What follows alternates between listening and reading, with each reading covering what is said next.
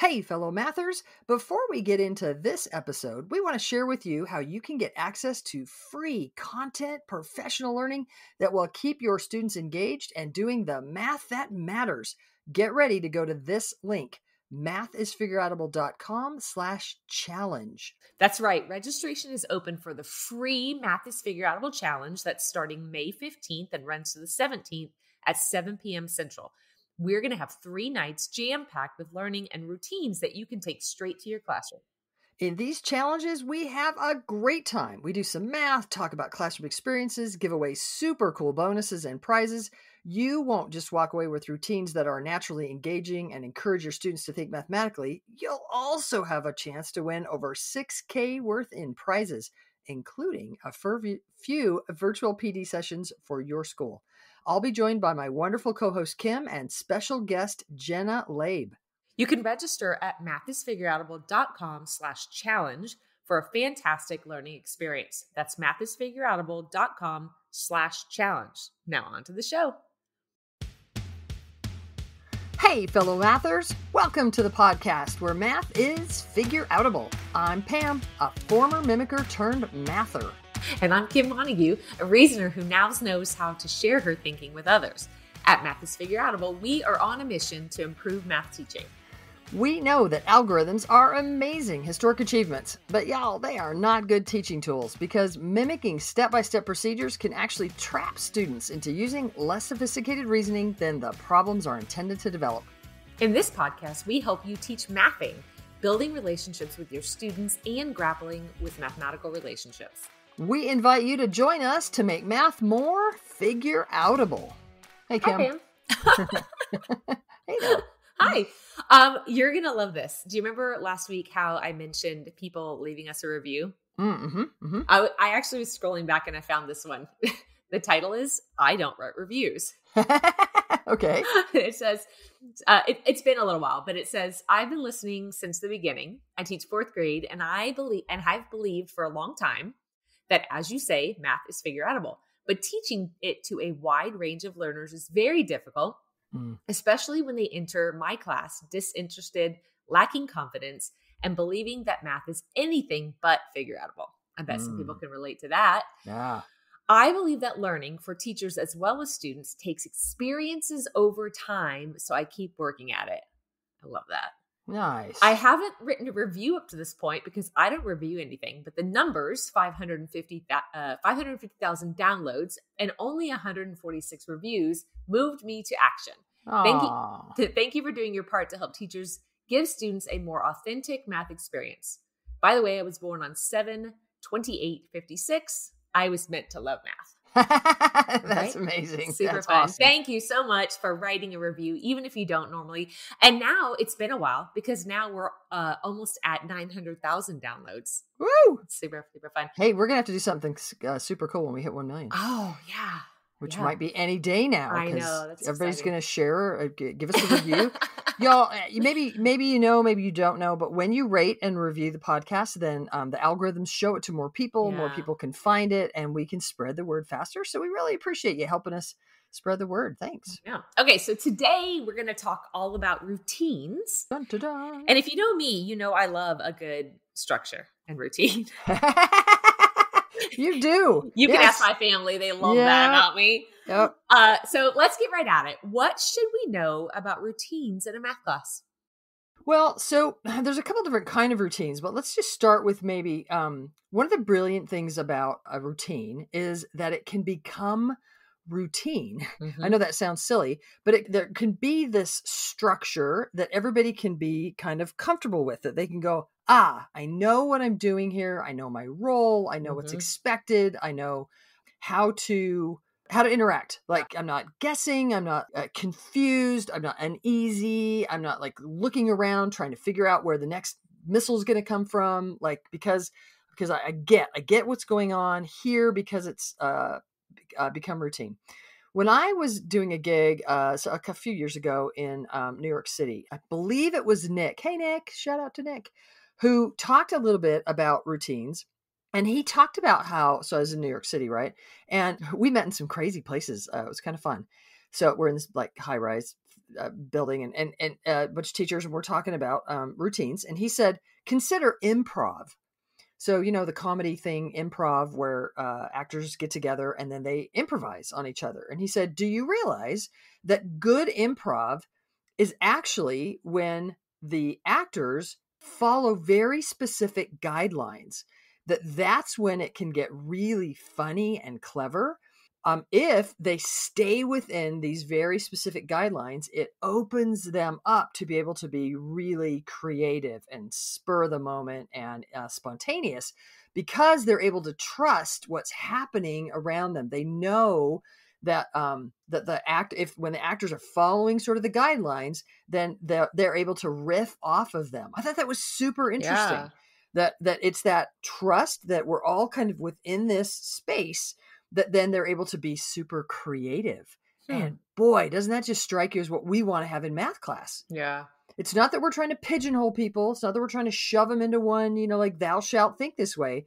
It's like, no, there are these guidelines. And if we can all be, comfortable is the right word, secure in knowing that, this is what's going to happen in this routine, in this structure, then bam, it just opens up our creativity. We feel like we can have the emotional bandwidth to be creative because we are secure, sort of in the structure. I like that. I think that really helps us think about why routine in a math class could be helpful. Yeah. Now, there's a couple different kinds of routines. I think, Kim, you were probably much better at kind of the classroom setup sort of routine. Like we joke whenever I have do a workshop and there's something with not classroom, but materials management. I'll be like, hey, Kim, that's you. Like, figure out how to hand that stuff out, group those, like whatever. Like, it's not my. I have gotten much better at it. But today we're not talking about those kind of routines. Today we're talking about instructional routines. So let me list a couple of definitions that from some folks that we like. So Grace Kellermanic and Amy Lucenta and Susan Jansen Crichton in their Routines for Reasoning said, instructional routines are specific and repeatable designs for learning that support both the teacher and students in the classroom, enabling all students to engage more fully in learning opportunities while building crucial mathematical thinking habits. Ooh, like that's pretty good. Yeah. And then Elam Kazmi and Franke and Lampert in their wonderful work said, instructional routines are tasks enacted in classrooms that structure the relationship between the teacher and students around content in ways that consistently maintain high expectations of student learning while adapting to the contingencies of particular instructional interactions. All right, so lots of words there. Kim, how can we break this down into what does it mean to have an instructional routine? So what I heard you say just now was that when things are routine, every day is not new. That the kids aren't trying to figure out what's happening. That there are routines where once you've set them up, kids know what to expect and they know how the routine is set up. And then what I love about many of the routines that we're going to talk about today or will be talking about is that once you set up the structure of the routine, then you can change out some of the content of the routine as often as you'd like, but because the format is the same, it's not wasted time, right? Like you set it up, the kids know what to do, and then you can rotate content within it so that you're getting new content on a regular basis. Nice. But you're not re-instructing all the time. Yeah, because that takes time to say, all right, but in this thing, now this is a different structure. We're going to you take the time to get everybody used to the structure. It's almost like, okay, and where's the content? Oh yeah. Now that we've got the structure down, we do the content. So the first time you do a routine, it is going to take a hot minute. Yeah. Yes. Set that up. But then, like you said, the brilliance is then the more you do that routine, the more kids go, okay, I'm clear what's happening here. I've got that structure. We don't have to take time to set it up, get everybody used to it. We can just dive in and really focus on the content. Yeah. Really nice. And what we love about routines is that, again, the content can switch out, but that means that we don't spend a lot of time on routines that are one and done. So if you're going to take the time to set up a routine and do it well, then it has to be worth the time that it takes to describe what kids are doing and how they interact and where you find all the materials and that kind of thing. So if it's the kind of routine or the kind of activity that you're doing that is not repeatable, then it's probably not worth the time that it takes to get it set up, because kids need some time to work that kind of stuff out, right? It takes time to explain and to practice. Yeah, and we definitely should at least take that into consideration strongly, right? If this is a thing, it looks shiny, this can be really great. Is it Yeah. going to be worth the setup time? Because are you ever going to be able to take advantage of it again? Yeah. Like Peter Liljedahl's Building Thinking Classroom really takes advantage of this idea, because Yeah. I think the first time you put kids at vertical non-permanent surfaces and you put them in randomly chosen groups and you give them a problem and you expect them to work with only one marker and all the things, Mm-hmm. that takes a hot minute to get that set up. But then when kids come in and you hand them a card, once you've done that a few times, they're like, okay, like I know the drill. I go to the correct whiteboard. Mm-hmm. I know there's only gonna be one marker here. I know I'm going to be working with randomly chosen. I can see it was visibly randomly chosen. I trust that that's happening. Maybe I don't really get along with these two today, but I know it's only going to be today because every time we switch up the groups. So that all of that structure having been set up gets the kids to be like, okay, I know what my role is here. I know, bam. And then they can dive into actually working on the math to think, as is building thinking classrooms. They can dive into that thinking. So I think that's an example of a routine that we could set up where we get those benefits that we've kind of been talking about. Yeah. We've mentioned the idea of changing content within a structure. Mm-hmm. But I also think there are times where the structure stays the same. I mean, with the content stays the same, but the structure changes just a little bit. So there are routines where maybe you're doing that routine whole class and you understand the routine and you've got it worked out. So you might change out, if you're doing it with whole numbers one day or for a couple of weeks, then you change it to doing it with decimals. So like, let's say we're playing I Have You Need. Mm-hmm. If you're playing I Have You Need and you've been working with it as a big group and you've been doing it with whole numbers, then as you enter into decimals, then maybe you're changing out that content and you're not working with whole numbers anymore. You're working with decimals. But also there might be small tweaks that are happening where you've been doing it with a whole class, and then you might make some small change that you're working with partners. So once they understand the routine, it could be little tweaks in different ways that you don't lose the overall effect of the routine, but you can make some small twists. Does that make sense? Totally. Yeah. Okay. Even when you're doing whole class, you could say, today you're not going to call out the partner. You're going to write it down, keep a list, Yeah. and then we'll sort of go over those together at the end, or, like whatever. Like you can, so sometimes teachers have said, Pam, I played I Have You Need, and there's only 3 kids that are calling out the answer, and I don't know what to do. Well, yeah. So then you want to switch it up and have them do it in partners one day, or have them do it in small groups one day, or just have them write it down one day. Or you might even choose students to call on, like you sort of change up that part of it, but because it's a routine in all the other ways, just tweaking one part doesn't mean that you're like having to start over from scratch and spend a whole lot of time developing all the things. Yeah. Another thing to note is that sometimes there are really fantastic routines that you might love, but they no longer maybe serve the purpose that they held when you first started the routine. So we have to be open to the idea that there are routines that are, you set them up and it's great and you've been doing them, but at some point reevaluating, is that still worth the time that I'm spending in my classroom? And sometimes I think we just say, let's do more, more, more. Let's add on more, more. And there are quite a few routines that are options, right? There are some really good routines out there. There's a lot. And so being judicious about the ones that you start doing, because they can be long lasting. Long lasting and used in a variety of ways is super important. But also maybe thinking about, does this still help late in the year? Or is this really a better beginning of the year type activity? And I wonder if an example of that would be numberless word problems. Yeah. So let's be really clear. We like Brian Bouchard. We like numberless word problems. We think it's fantastic. But if you consider the purpose of numberless word problems, I wonder if the biggest purpose for doing numberless word problems is to get kids to actually read the question and to think about the math and not just pluck numbers from it and flip a coin and do some sort of random operation, but they're actually diving in, figuring out what's happening. I would submit that if you do that a little bit to get kids in that mode, and at the same time structure your class so that kids are learning and believing that math is figure outable, after a while, I don't know that we really need numberless word problems anymore, because now kids are in the mode of whatever you give them, they're going to dive in and use what they know to figure out what's happening. Then we don't really need that routine anymore, because that was sort of the purpose of the routine to begin with.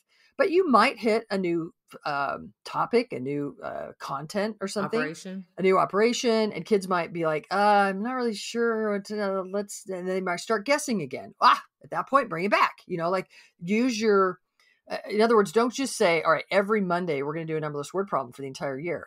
You might want to be flexible in that. Like, let what your students do guide the instruction. Yeah, that would be a good thing. Hey, but Kim, would you agree that everything we just talked about is why we love problem strings so much? Yeah.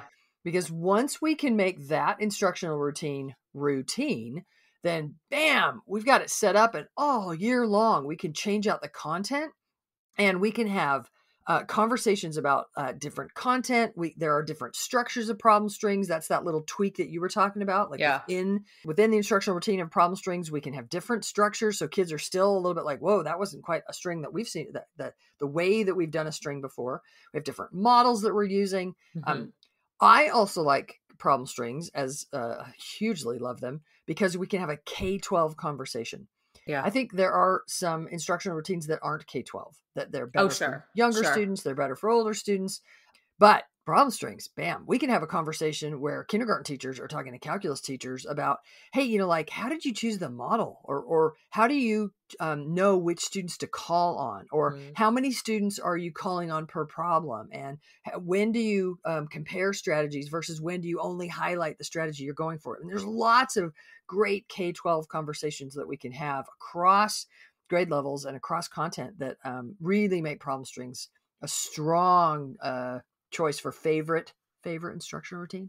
Oh yeah, for sure. And I also would say that there are times in the year where you might do more strings and times of the year where you might do less of them, just because of the time of the year, how much time you have in your class. In the beginning of the year, I'm probably doing even more problem strings because I want my kids to be exposed to a variety of strategies, maybe that they haven't seen or that I'm trying to develop. And then later in the year, I might roll back on some to bring out some strategies again.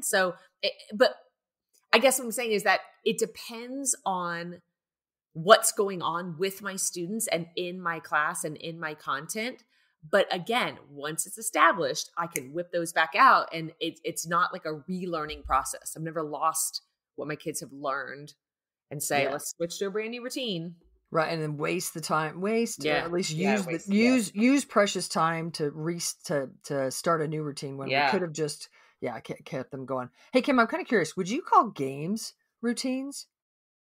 That's a good question. I think that doing games is a routine. Knowing how to get a partner, knowing how to find the materials you need, knowing expectations of gameplay. So I think I would say games is a routine that happens in a classroom.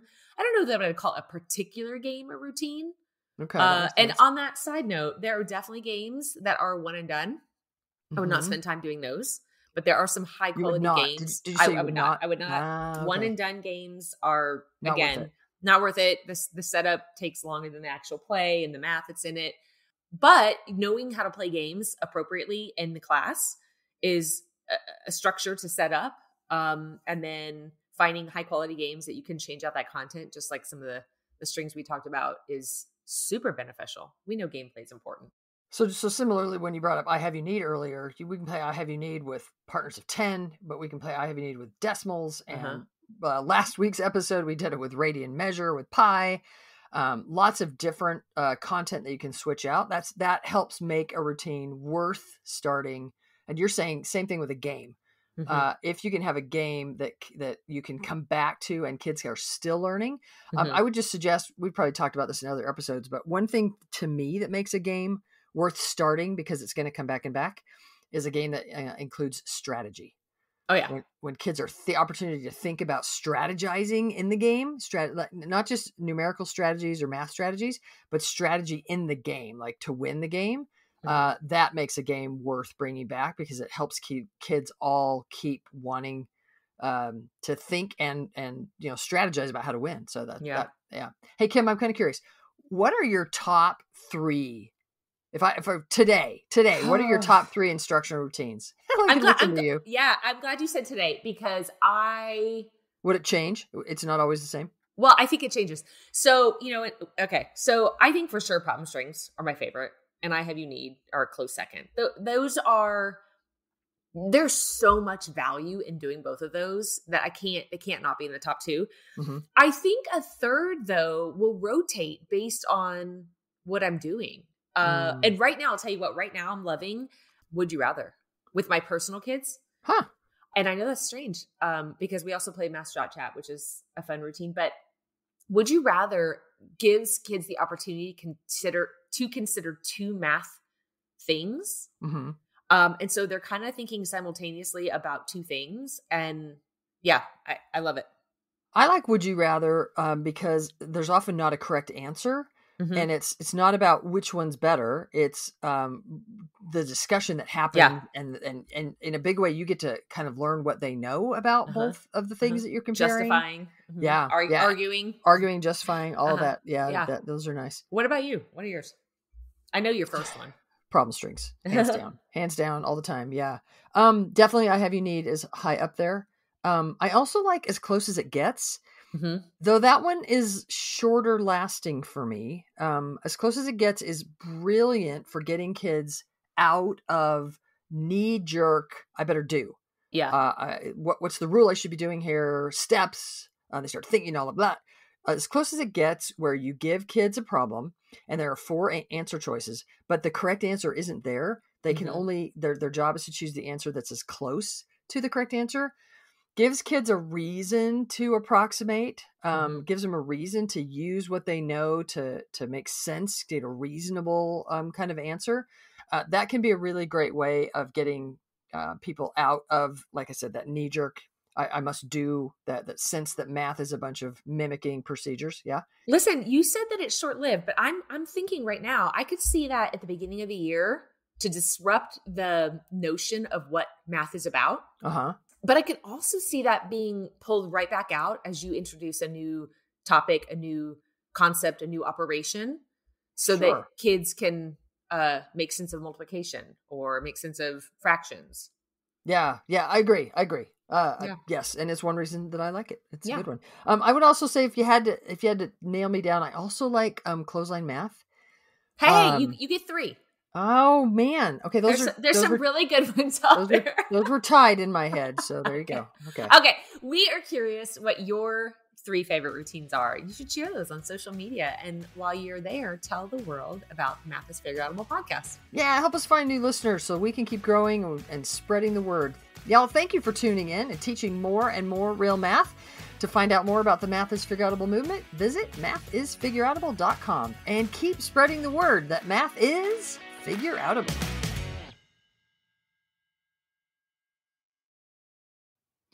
Thank you for listening and making math more figureoutable. To learn even more, make sure you register for our free challenge at mathisfigureoutable.com/challenge. You are not going to want to miss the evenings of May 15th through 17th, starting at 7 p.m. Central.